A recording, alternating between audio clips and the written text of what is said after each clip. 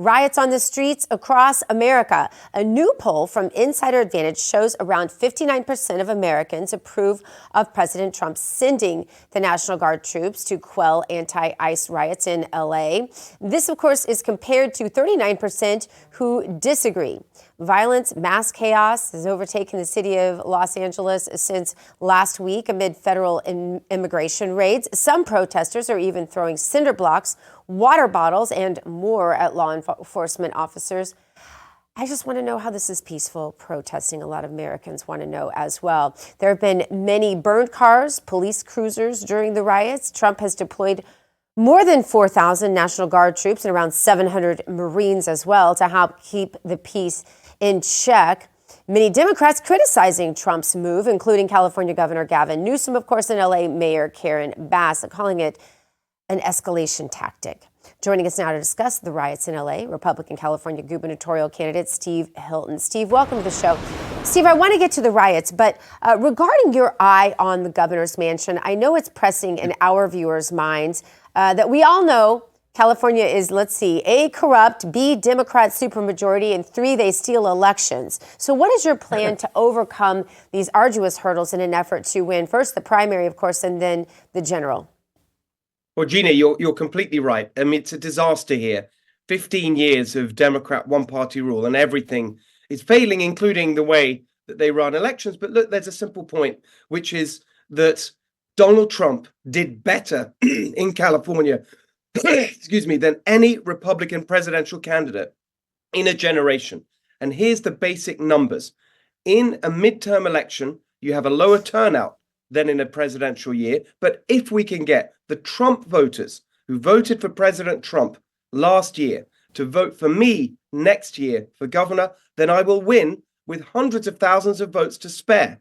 And so that's the heart of this, is to have the same appeal that Donald Trump has to working class people of all backgrounds and all races who just want a better life, who want to put America first, and who want to see an end to the nonsense and the far left lunacy, just as the nation did after those terrible years of Biden.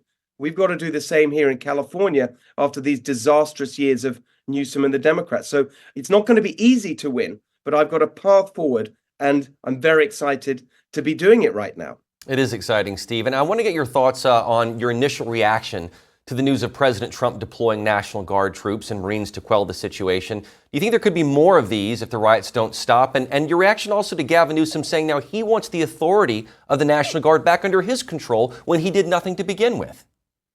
I mean, he's a joke. Sometimes I think of him, he's a governor in name only. He's not doing anything. He's just putting out ridiculous statements all the time, attacking President Trump, filing lawsuits instead of upholding law and order. Meanwhile, it's the president who has to come in and act. And so the simple answer to the question is, of course it was necessary. You had federal law enforcement officers being physically attacked, their lives in danger. Local law enforcement not doing anything about it. State law enforcement not doing anything about it. What else is the president supposed to do? It's his responsibility, the first responsibility, to protect federal law enforcement who are under attack from a mob. And it was his action in bringing that kind of enforcement power that finally prompted Karen Bass, the mayor and the police chief in LA, to step it up. And only by the 5th or 6th day did they even start to get a grip on it. That could have been done on day one. And by the way, if I were the governor, it would have been done on day one. And in fact, if I were the governor, we wouldn't even be in that situation, because unlike the Democrats, I would have cooperated with Tom Homan and ICE so we could get the violent criminals out of our communities without even the need for the kind of operations that the far left used to incite this kind of violence. So the whole situation would have been different if we had me there. But now that we have this terrible situation, of course, the president was right. And it's only his strong action that I think is exactly as he says, that saved LA from a far worse fate. You know, Steve, former House Speaker Nancy Pelosi, she believes that all of the rioters who are setting vehicles on fire, looting businesses, throwing things at law enforcement, she thinks they're just simply caught up in the exuberance of the moment. Listen to this. And I say this as a former party chair, when there is a gathering, a large gathering of people, the anarchists see it as an opportunity and they move in. So always have to be careful whether you see a burned car or broken window or whatever it is. It may be the exuberance of the moment, but it may be the anarchist setting in. I heard one of the former police chiefs of Los Angeles speak about this on Sunday. Is that a bad choice of words there, Steve? Yeah, funny she didn't say that in January 6th, by the way. Go ahead, Yeah, Steve. and Good point.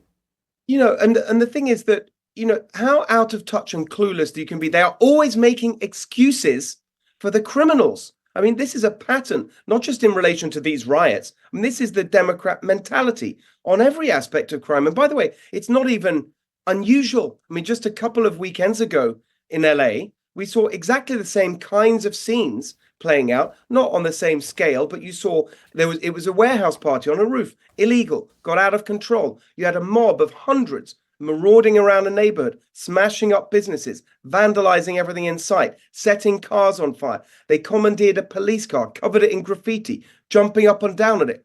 What did the police do? Nothing. There was not a single arrest. So the message has gone out to any troublemaker, not just in LA, but across California. Democrats don't care. And that's the theme of what's gone wrong in California. If you do the right thing, if you're just a regular, responsible family or business owner, you're going to get punished with the taxes and the regulations and the harassment from the government. But if you do the wrong thing, you're going to get rewarded. And so, of course, you incentivize more bad behavior. And that's what we're seeing. And her leftist ideology is absolutely the heart of all these problems.